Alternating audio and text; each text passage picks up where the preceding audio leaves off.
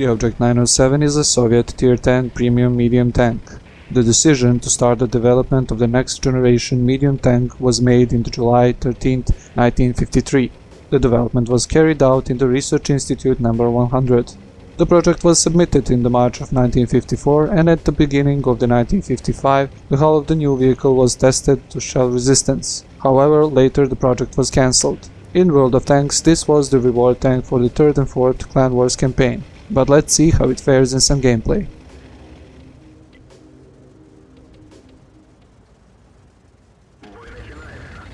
Hello guys, and welcome back to World of Tanks Ace Tanker series. And when I say welcome back, I really mean welcome back, because we haven't had some videos for 2 weeks, I believe, as I was on a vacation, so I didn't really record any new videos, but we are back and we have an excellent replay for you in the Object 907.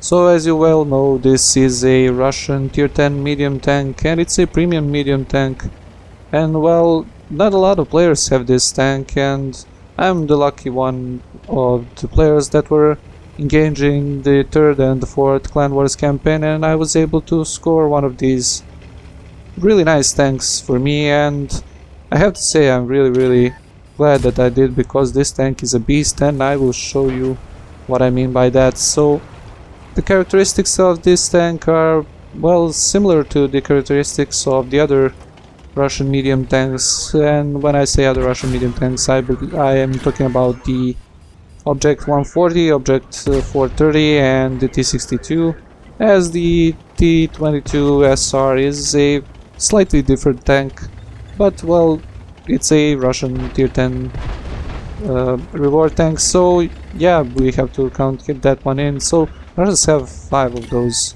medium tanks, and in my opinion, this is one of the better ones.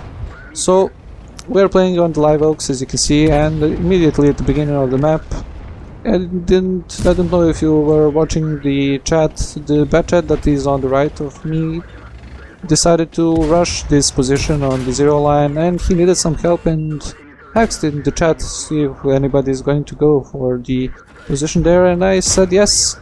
And this is the other position that is really good. As you can see, I'm on I believe H9, yes, this is H9, and from this position you basically control the middle, as you can see here on the Tiger 2, and the Batcher that was trapped there, the light tank was able to escape, and well, as you can see, in just a couple of minutes we were able to push through this position quite easily, and now we have the open path to the enemy cap. So yeah, the problem is when you get to this position, you're going to encounter a lot of tank destroyers. As you can see here, there is 2 Tier 8 tank destroyers, 1 Tier 9, but well, with the good spotting that we have from the light tanks that are near us, we are able to, well, put a lot of shots in the tank destroyers that are there, and well, we are clear on this side. We have finished this side quite easily.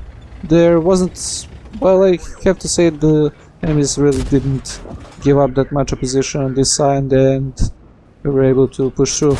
So I want to talk about a little bit about the tank. The reload is great. As you can see, I'm using the premium consumable to get just a little bit more on the reload, and with this premium consumable I get to about 5 seconds and I believe 5.15 on the reload, and yeah, this is really fast. And as you can see, I'm already down to only 25 shells left in my tank, and spoiler alert, I'm going to do a lot of damage in this game. As you can see, we cleared out this position now. You can see me not going for the tank destroyer there, as I'm going to waste a lot of time here, but see me going back towards the friendly base, trying to help out on the attacking enemies that are pushing through the city and now trying to go for the, well, this is not a really great defense from us. We have only a Tier 8 tank destroyer and a Tier 8 medium, and we have a bad shot sniping from the back. So I really want to go back and put some great shots in the side and the rear of the heavy tanks that are trying to push here. This IS-7 should be quite easy for it to push through the T-28 prototype and the, I believe it's a Pershing there. and he has the help of the T10, E5, so really important for me to get there. But I also want to spot this position where you can see on the minimap the WZ and the E4R. So I want to know if the enemy team is going to go back. Yeah, we can see that the E4 is going back. Take one pop on the E100. He shoots something behind me, I believe that's the T54 E1.